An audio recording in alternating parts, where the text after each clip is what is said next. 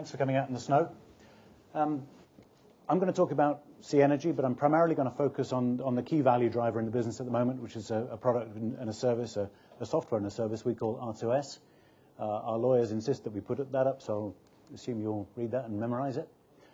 I've been in the energy industry 30 years in various roles in oil and gas and in renewables. I've been with SeaEnergy since about 2008, and I became chief executive in 2012 when we repurposed the business as an energy services business. This is the kind of corporate information I think you'll be familiar with. Share price today has gone up a bit from that. It's about 22p, so we're valued about 12 and a bit million pounds. And since 2012, actually, the shareholders have had some money back in the form of a tender offer, so the actual value return out of the share is better than the graph makes it look. But I guess I would say that, wouldn't I?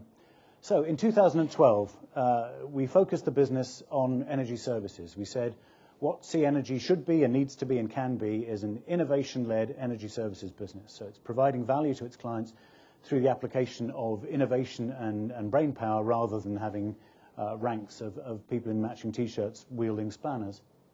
And at that point we said there are kind of 3.5 strands to the business. The R2S visual asset management business, which is really the value driver for the business today. It's 75 to 80% of our revenues. It's where the strongest growth potential is in the business, is what I'll be focusing on today. In addition to that, we have a consulting business that increasingly we're looking to use to reinforce the R2S VAM offer, where we're adding value to the imagery that the R2S service provides to people to give those clients extra value out of that imagery. And then we've got the marine side, where we've got vessels under management, and we have some intellectual property in the offshore wind service area. And there are some legacy assets. A company that was founded in 1977, listed in 1984, was always going to have some legacy assets, primarily the 21% stake we hold in Lansdowne Oil and Gas. As we said repeatedly, that's a legacy asset. When the time is right for us to exit that, that's what we're going to do. The drive for the business, what we said we wanted to do in 2012 was to build a sustainable and a profitable and a steadily growing business that can deliver value and to deliver dividends to shareholders. And that absolutely remains the strategy we're pursuing. And I'm very glad to be able to say that we are doing that. We've delivered on that strategy. We set it out in 2012, and we've made very good steps towards that. I haven't got numbers for 2014 for you, but what I can say is we are on track with our expectations of break even or thereabouts, excluding non-recurring items. So what I wanted to do today was to focus on the R2S visual asset management software and service. And the reason really to do that, two reasons. One is that it is the value part of the business. It's where the growth is coming from, it's where the cash flow comes from, and also because it's almost impossible to explain it other than in an interactive forum like this. So it's an opportunity to say, this is what it does, this is how it works. R2S Visual Asset Management started life in the crime scene business, the crime industry, working for police forces, capturing a crime scene. So if a crime had been committed in a room, you could take the spherical imagery that we take now in offshore assets and attach evidence to those images and minimize the risk of contamination of the crime scene by having people visit it. So it was a way of allowing users to virtually visit a scene. And that's exactly the same principle going on in oil and gas. The difference being in oil and gas, the reason you don't want to have people visiting your scene, your asset site, or your oil and gas platform is it's expensive, it's risky, and probably most critically is it fills up bed spaces that you could be using for people who are actually maintaining production out of that platform. And critically, in a world where the oil price is weaker than it was 6 months ago, the value of that production becomes even more critical. So the value of R2S in saving you the cost and saving you the disruption to your platform becomes even more important. And as we said in the trading statement yesterday, we've not yet seen any deferrals or cancellations of projects arising because of the low oil price. So this is the first video, and this shows, can we get that? Thanks. This shows a screen capture of what R2S actually looks like for the user. So let me kind of walk you through the panels. It's a software package. It's user configurable. It just happens to be set up like this. And the main panels you need to look at are this one here on the left, which shows a map of the platform, essentially, or a map of this particular deck of the platform. And every one of these red dots is a site where there's a spherical photograph taken. The red wedge that you're looking at here is the field of view that the user is driving in that system at the time.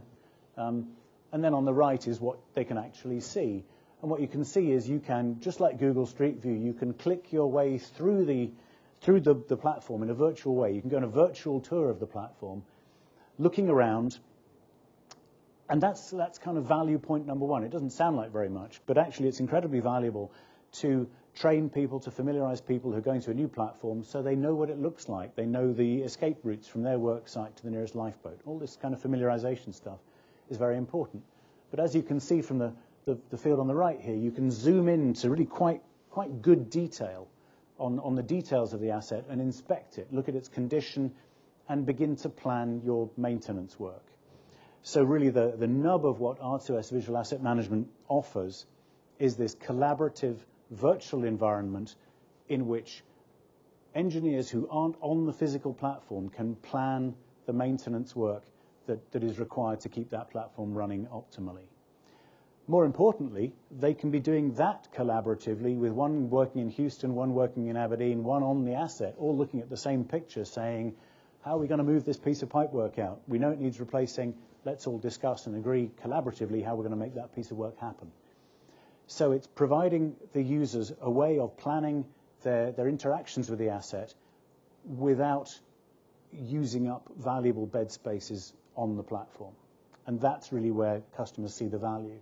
So one customer said to us, we spent $1 million on our R2S capture of our platform, saved us 20. So customers know, and our customers, we're talking about BP and Chevron and Total, big international major oil companies, know that the R2S product isn't an expense, it's a value creator, it's a cost saver. The next thing you can do with R2S is what we're doing now, is you can embed tags within the images. And the tags can be either a bit of information in itself that just says, I last maintained this valve on the 2nd of February and I replaced the gasket with a gasket type number 66431. Or they can be links into underlying databases of corrosion status or asset management records and maintenance records. And all of the data, all of the information that describes this oil platform is accessible through this visual interface. And again, what that gives you as BP or as Chevron or as Total is a very high degree of confidence that your asset information is being maintained to a high quality. And that gives you confidence around safety, and it gives you confidence around production and operational resilience. So let's see, here we're just now manipulating the tags and kind of moving our way around the asset. And you see, you can just jump straight to the tag. But in principle, what you can do, for example, if you've got corrosion tags that link to a corrosion database, those tags can be color-coded, green or yellow or red. And you can, if you're the corrosion guy, you can walk around your asset, set in your office in Aberdeen or Houston, and identify where the corrosion hotspots are right now that you need to be making a plan to deal with. And one other aspect to this is you can have an expensive engineer sitting in his office in, let's say, Houston, and he can be working on a Gulf of Mexico asset in the morning and a North Sea asset in the afternoon and an Alaskan asset later on in the afternoon without actually ever leaving his desk. You're getting much more productive time out of these quite high-value people. So that's really what R2S does. It provides this intuitive, very easy-to-use visual interface to the assets. And we've really covered most of this already, I think. What it's used for, it's used for planning. So you've got a big engineering project. You've decided that the first stage separator, whatever that is, on this platform needs changing out. Somebody's got to plan that project and plan it so they know when it's going to start, know when it's going to finish, know what it's going to cost. And by being able to interact with the platform, with the asset through R2S, they can deliver that plan with a much higher level of confidence than if they're just guessing, really, or just kind of working on rule of thumb. A turnaround project where you switch your platform off for a period of time to do maintenance work, and then you want to know damn well which day you're going to switch it back on again, is another place where you can use a good planning tool to be very confident that when you switch the platform back on the 17th of July, it's going to be there for you and it's going to start producing. And if your platform, like some in the Gulf of Mexico, is producing 200,000, 300,000, 400,000 barrels of oil a day, to know that it's going to be back on the day you say it's going to be back on is worth real money to you. Increasingly, and obviously the low oil price may drive this part of the market upward, is it's a decommissioning tool. You've got a field or a platform where you decide it's no longer economic. You need to make a plan to take it to pieces. You need to do that in a very orderly way that involves taking out the non-mission critical systems first and the mission critical systems right at the end, the fire suppression system. You want to leave to last. You want that working there for you all the time. With R2S, again, you can plan all of that from the comfort of your desk without incurring the costs of being on what's already an uneconomic asset. Clearly, the briefing roles for R2S, I think, speak for themselves, and that linkage into these underlying databases that gives you this confidence about quality of information prove incredibly useful. So that gives you rise to the benefits, which are obviously the cost savings and the reduction in risk profile, the reduction in numbers of helicopter flights is always attractive. But more subtle are these better control and better confidence about the information you've got that means that you can be confident your asset is being maintained the way it should be and it's going to be safe. And that gives you safer and better operation. So that's really a kind of quick look at R2S. Quick word on the market opportunity, because I was being asked about this yesterday in a little interview for Proactive Investors, which I think is on our website and theirs now if you want to see that. So far we've done about 55 projects over the life of R2S. Which probably involves about 100 platforms. Projects can involve multiple platforms. In the UK, we think there are 290-ish oil and gas platforms right now. But once you get to the Gulf of Mexico, you've got 10 times that many. Around the world, there's 11,000 structures that are R2S-able. And we think we've done maybe 100. So the world of opportunity is absolutely huge for us. So at the moment, we're in the North Sea. We're in the US, Gulf of Mexico. We did our first couple of projects in Mexico last year for Pemex. And we announced just before Christmas the win of a large contract for $750,000, which is a substantial size contract for us, for another super major new to our client list, offshore Canada. We're looking at opportunities in Southeast Asia and Northwest Australia. That's an obvious next place to go. We've got some of the clients we have in these areas saying, come and do this for us in Southeast Asia now. And then obviously in the longer term, you've got potentially onshore sites like desert sites or jungle sites or places up a mountain or in particularly icy areas where you've got the same remoteness challenge. That's another obvious stage of development. And of course the Middle East, again, mostly onshore sites where you've got a desert challenge rather than a marine challenge.